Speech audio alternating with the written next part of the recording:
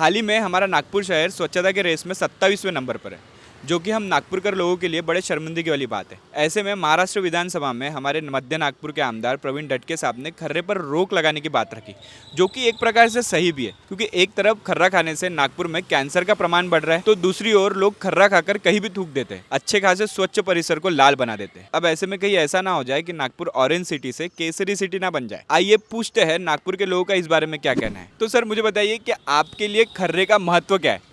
खर्रे का महत्व, ये जो गवर्नमेंट है ये बोलते कि खर्रा बंद करना, तो ये बंद क्यों नहीं करती? हम पान खाएंगे. तुमच्या आयुष्यात दारूचं इम्पॉर्टंट राहते, आमच्या आयुष्यात खर्याचं इम्पॉर्टंट का नाही? हे बंद का नाही करत आहे? यांचा प्रॉफिट गव्हर्नमेंटचा इथेच आहे. गव्हर्नमेंट थर्ड क्लास आहे आणि तुम्ही न्यूज़ घेणारे आम्हाला छूते बनवणार आहे. बिल्कुल बैन होना चाहिए और ये चीज़ बहुत पहले होनी चाहिए थी, लेकिन अगर दटके साहब ने अभी पहल शुरू की है तो बहुत अच्छी बात है। मैं तो खर्रा खाता नहीं और कभी टेस्ट नहीं किया कैसा लगता है, लेकिन उसके जो परिणाम है, जो खर्रा खाते हैं वो तो भुगतते ही है, लेकिन उससे कहीं ज़्यादा उनकी फैमिली भुगतती है, तो वो बहुत बड़ी चीज़ है कि वो चीज़ नहीं होनी चाहिए, क्योंकि मेरे ख्याल से उसके दुष्परिणाम जो है मुंह के कैंसर वगैरह वो तो होते ही है, लेकिन उसके ज़्यादा से ज़्यादा परिणाम जो खर्रा नहीं खाते उनके फैमिली के लोग उनको भुगतना पड़ता है, तो इसीलिए बैन होना बहुत ज़रूरी है। और सर जैसे कि अपन देखते हैं, जैसे आप खर्रा नहीं खाते हो, तो आम लोगों को जो खर्रा नहीं खाते उनको उस चीज़ से बड़ी तकलीफ होती है, जैसे रास्ते पर थूकना, या तो अपने जितने भी एनएमसी रोड साफ कर करके पेंट मार मार के थक गई है, लेकिन ये नागपुर ऑरेंज होने का नाम नहीं ले रहा है, तो इसके ऊपर आपका क्या कहना है। वो बिल्कुल सही है, आपकी बात बिल्कुल सही है, मैं एग्री करता हूँ।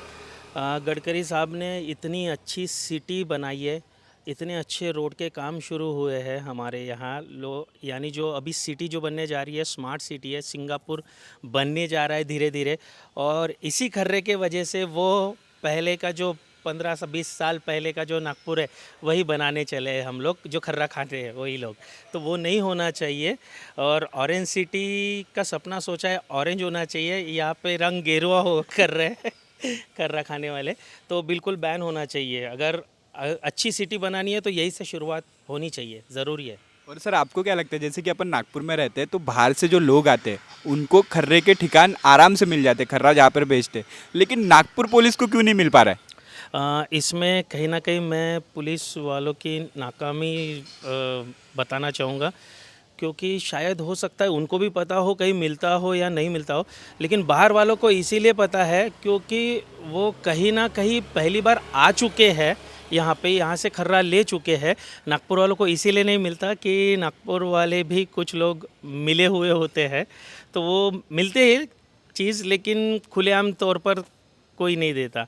लेकिन मैं पुलिस वालों को भी बताना चाहूँगा कि थोड़ा स्ट्रांग अगर बिहेव शुरू किया जाए नागपुर में तो ये सब पकड़ में आ जाएगा। खर्रे में जो ये लोग पन्नियाँ यूज़ करते, ये पन्नियाँ आपको कहीं पे भी रोड पर मिलेगी, 100% मिलेगी, और उस चीज़ से तो ज़मीन को तो नुकसान है, लेकिन जो पशु है, डॉग है, गाय है, ये सारी चीज़ें वो निगल जाते हैं, और उससे कहीं ज़्यादा गाय की डेथ होती है या फिर पशुओं को जो बीमार होते हैं।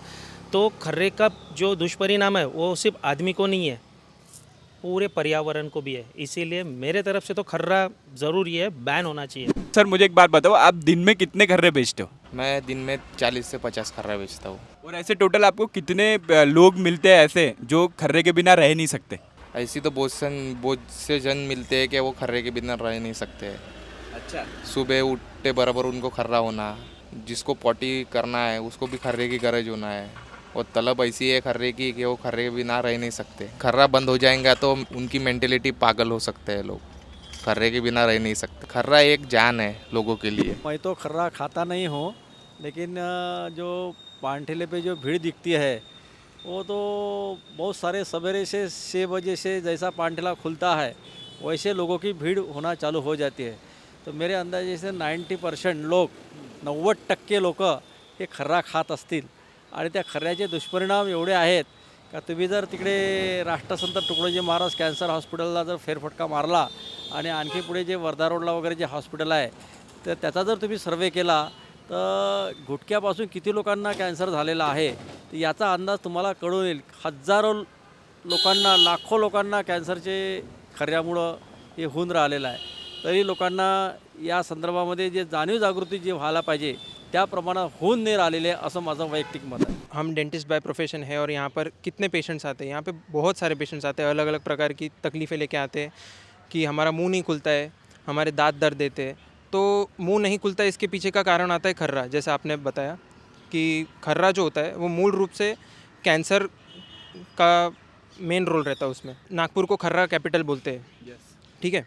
तो खर्रा कैपिटल क्यों बोलते हैं, क्योंकि यहाँ पे सबसे ज़्यादा कंज्यूमर्स है खर्रा खाने के लिए. तो सबसे पहले आते हैं उसके खर्रे के डिसएडवांटेजेस पे कि वो सुपारी जो खाते हैं अपन, उसकी वजह से मुंह कम खुलता है, जिसकी वजह से खाने में तकलीफ़ आती है, जिसकी वजह से कैंसर होता है. जो लोगों को लगता है कि कैंसर कैसे होता है खर्रा खाने से, तो मैं आपको बताता हूँ कि कैंसर जो होता है वो खर्रा जो होता है उसके अंदर ऐसे कुछ पदार्थ होते हैं जो ऐसे पॉइजनस सब्सटेंस होते हैं जो कैंसर करते हैं सीधा, और जिसकी वजह से ओरल कैंसर हो सकता है. और लास्ट स्टेज उसका जो होता है वो मुंह को वहाँ से काटना पड़ता है, जैसे हमको पिक्चर्स में बताते हैं, और वहाँ से डेथ भी हो सकती है काफ़ी लोगों की. तो ये खर्रे का सबसे बड़ा डिसएडवांटेज है कि वो उससे मौत हो सकती है सीधी. और हमारे यहाँ बहुत अन्य प्रकार के पेशेंट्स आते हैं जो अलग अलग राज्यों से आते हैं, अलग अलग सिटी से आते हैं, जैसे आसपास के जो चंद्रपुर, गढ़चंदूर, गढ़चिरौली, भंडारा, यहाँ वहाँ के सब लोग रहते हैं जो बहुत ज़्यादा खर्रा खाते हैं. वो डेली वेज वर्कर होते हैं. और साथ में इसमें और क्या होता है कि उनके वो पूरी फैमिली के साथ जाते हैं उनके, ठीक है, लोकेशन पे. अपने को पता है वो लोग रोज़ी रोटी है उनकी, तो सब लोग जाते हैं. तो उनके जो बच्चे रहते हैं ना आसपास जो उनके रहते हैं, वो उनको भी ये चीज़ खिला देते हैं. तो हम जब कैंप करते हैं ना ऑर्गेनाइज आजू बाजू के गाँव में, तो वहाँ पे हमको क्या दिखता है कि छोटे छोटे बच्चे भी है जिनका मुंह नहीं खुलता है. जिन छोटे छोटे बच्चे, आप नहीं मानेंगे, छोटे छोटे बच्चे होते हैं जिनका मुंह नहीं खुल रहा होता है. तो हम उनको पूछते कि भाई आप क्या खाते हो ऐसा, तो बोलते हम ये खर्रा खाते करके. तो उनको पूछते तुमको किसने दिया, तो उनके माँ बाप उनको वो खर्रा देते इस चीज़ के लिए कि वो भूख लगती है तो रोए ना, ऐसा.